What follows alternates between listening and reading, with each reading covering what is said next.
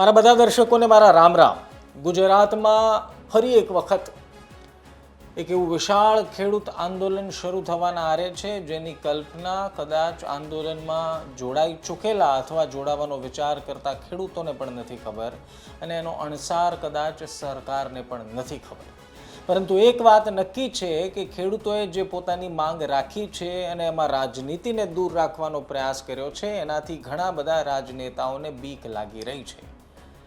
કેટલીક ચર્ચાઓ એવી છે કે આ ખેડૂતોના આંદોલનને શરૂ થાય એનો ભાગ 3 એટલે શરૂ થાય પહેલાં જ ડામી દેવો જોઈએ, અથવા તો કેવી રીતે આ ખેડૂત આંદોલન નિષ્ફળ જાય અથવા તો અટકી જાય એના પ્રયાસ અંદરખાને શરૂ થઈ ગયા છે.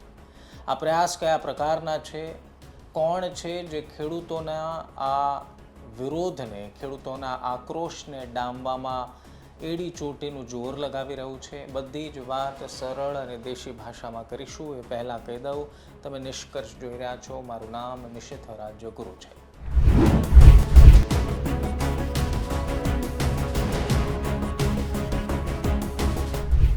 વિડીયોની શરૂઆત કરીએ પહેલાં ઘણા બધા મિત્રો રોજ નિષ્કર્ષ જુએ છે, કમેન્ટ્સ પણ કરે છે, લાઇક પણ કરે છે, પરંતુ ચેનલ સબસ્ક્રાઈબ કરવાનું ભૂલી જાય છે.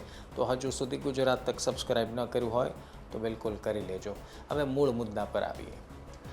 સૌથી પહેલો સવાલ એ થાય કે ખેડૂતોને આક્રોશ કઈ વાતનો છે, કોની સામે છે અને વચમાં કોણ આવી રહ્યું છે. જો એક સીધી લીટીની વાત, એક દેશી ભાષામાં વાત કરતો, વિરોધ પ્રાઇવેટ કંપની અદાણી વિરુદ્ધનો છે, બરોબર છે.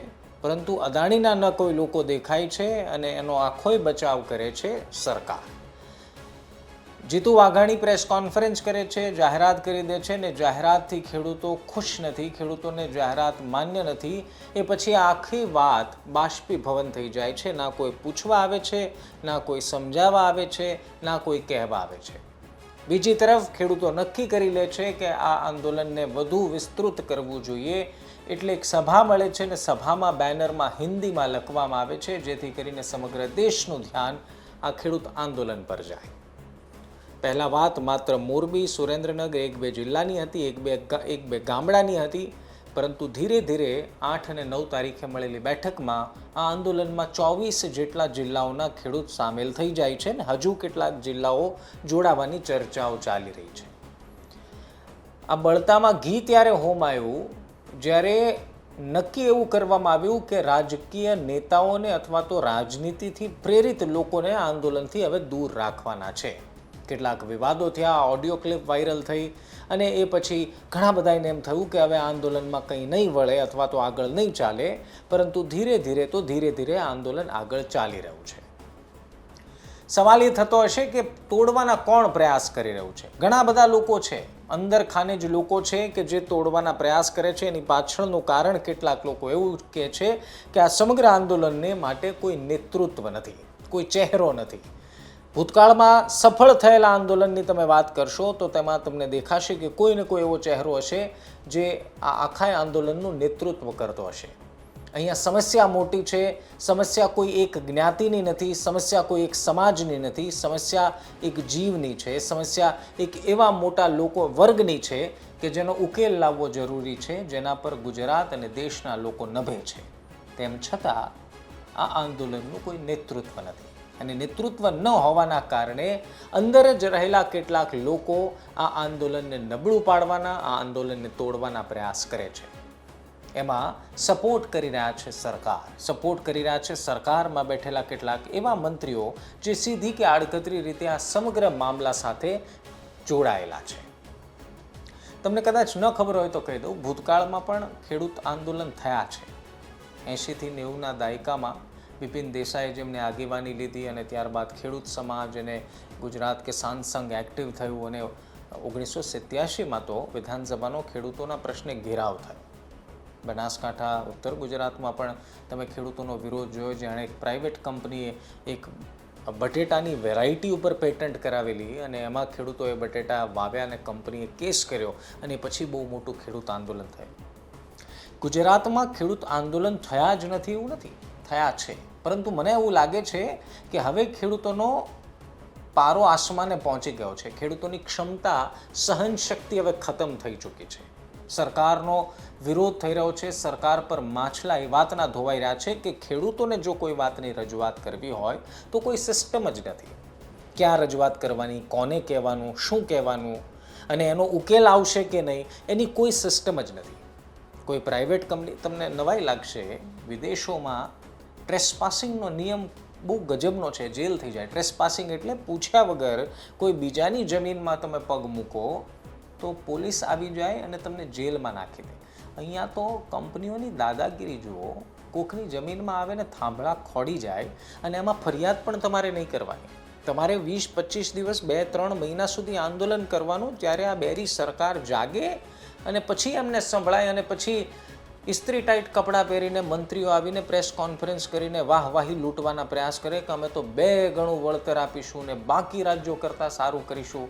પરંતુ એ સવાલનો જવાબ આ મંત્રીઓ નહીં આપી શકે કે આવું બીજી વખત ન થાય, અથવા તો આ ઉકેલથી જો અમે સંતોષ ન હોય તો એ સવાલનો જવાબ તમારી પાસે છે ખરી? ના. કારણ કે પ્રયાસ એવો કરવાનો છે કે ખેડૂતોનો આક્રોશ ઊભો જ ન થવો જોઈએ, ખેડૂતોને ગુસ્સો આવવો જ ન જોઈએ. ગુસ્સો કેમ આવે ભાઈ?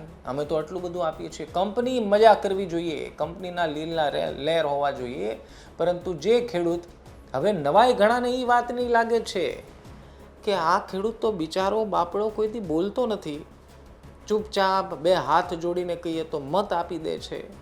એમને જે આપો વળતરના નામે, મજાક કરો વળતરના નામે તોય લઈ લે છે. એ ખેડૂત હવે વિરોધ કરે છે. હવે બળતરા એ વાતની છે પ્રભુ, અને એ વાત સરકારે યાદ રાખી લેવી જોઈએ કે જે ભોળો ખેડૂત, જે આપ ખેડૂતને ભોળા સમજો છો, જે બાપડા સમજો છો, જે તમને એવું લાગે છે કે તમારા એક ઈશારે એ બધું કામ કરવા તૈયાર થઈ જાય છે, ચૂપચાપ બેસે છે, પોતાના કામમાં વ્યસ્ત રહે છે, ખેતીમાં પરસેવો પાડે છે, આ એ જ ખેડૂતો છે જે તમારી ઊંઘ પણ હરામ કરી શકે છે. એટલે આવનારા સમયમાં સૌથી મોટો વિષય આ આંદોલનનો એ છે, એક છે નેતૃત્વ અને બીજું છે સંપ.